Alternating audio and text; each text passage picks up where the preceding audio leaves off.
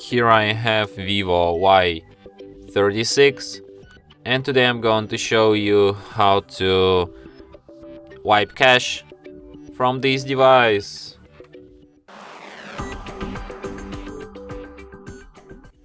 So to do this, firstly you should turn your device off by holding down power key, and after it turns off completely, hold down combination of keys power key plus volume up at the same time like this.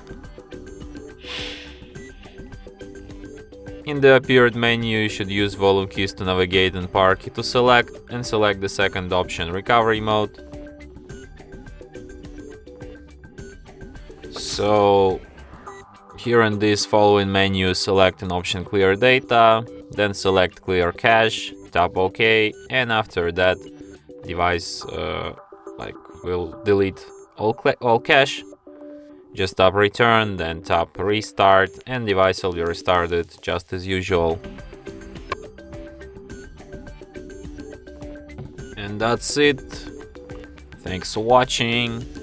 If you find this tutorial useful, don't forget to hit that like button and subscribe to our channel.